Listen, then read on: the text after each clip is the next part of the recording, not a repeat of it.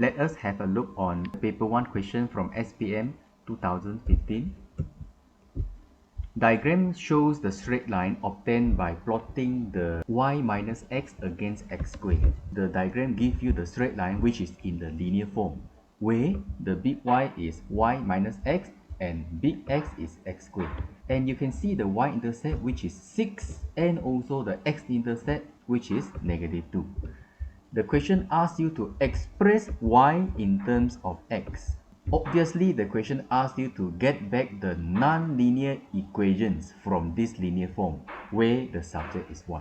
We identify our big Y and big X first, which is y minus x is our big Y, x squared is our big X. If you look at the graph, the y-intercept is 6, right? But the gradient is not given. To get the gradient, we just have to use the formula m is equals to y2 minus y1 over x2 minus x1. So 6 minus 0 over 0 minus -2, right? So with that, we will get 6 over 2, which gives you 3. That is our gradient. So if you still remember, you got another formula which is gradient equals to negative y-intercept over x-intercept. You can also use this formula in order to get the gradient, which is 3. Okay, once we get all the information we need, then we can substitute inside to get our linear form, where the big Y is y minus x, the gradient is 3, big X is x squared, and the y-intercept is 6. After that, we just have to think of how to make the y alone in front to get our non-linear equation. We just have to move the x to the other side, right? So it becomes y equals to 3x squared plus x plus 6. 1 mark given for the gradient, 1 mark given for your linear form, 1 mark given for your non-linear equations. Let us have a look on the question from SPM 2018. Diagram shows the graph of the straight line. And this question very similar to the previous one. You are given the big Y, x squared over y. You are given the big X, 1 over x. The y-intercept, -5, and you are given another point, 6, 4, which pass through by the straight line. Based on diagram 6, express y in terms of x. They want you to find back what is the non-linear equation with the subject y. So to solve this question, the first thing we must know is our big Y and our big X. And then look at the graph, we know our y-intercept is -5. So to get the gradient, m is equals to 4 minus -5 over 6 minus 0. So which give you 9 over 6. So 9 over 6 can be simplified, becomes 3 over 2.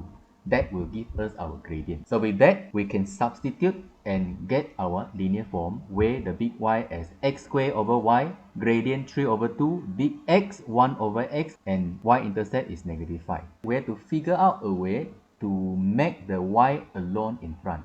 X squared over y equals to 3 over 2x minus 5. And we know that 5 is over 1, right?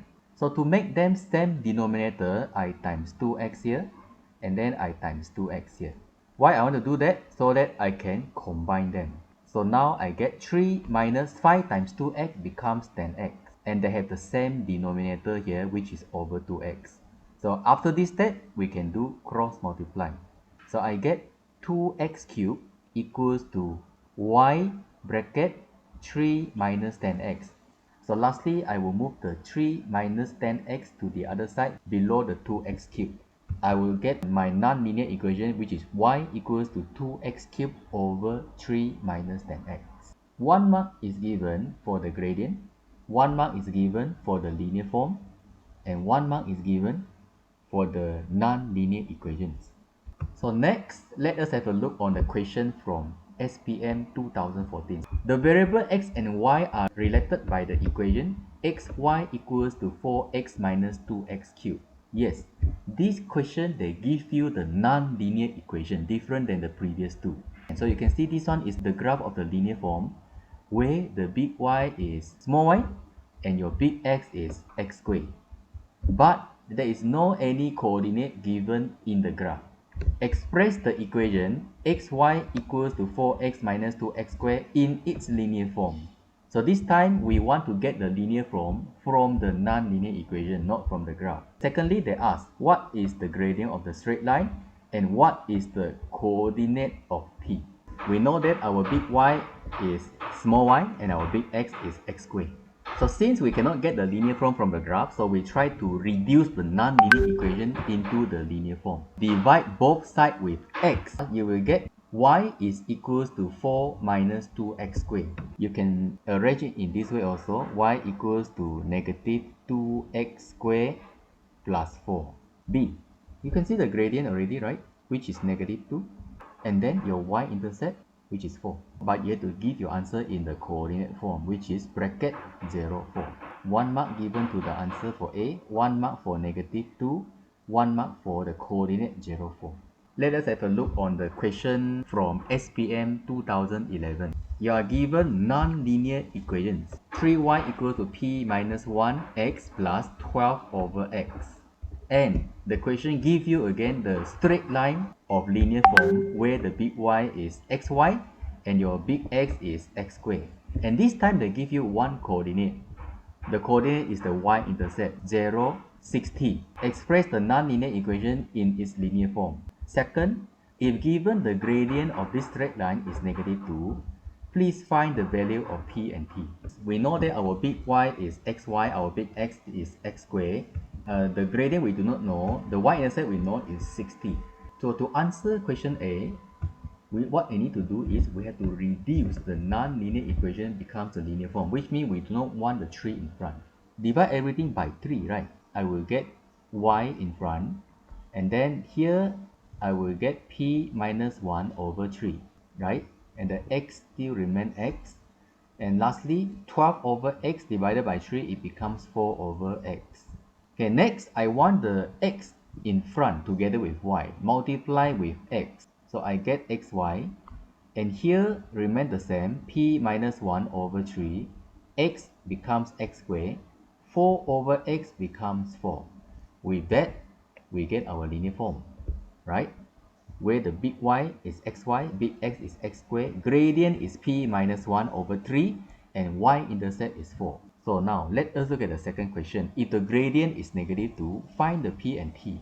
Very simple, since we know already y-intercept is 60.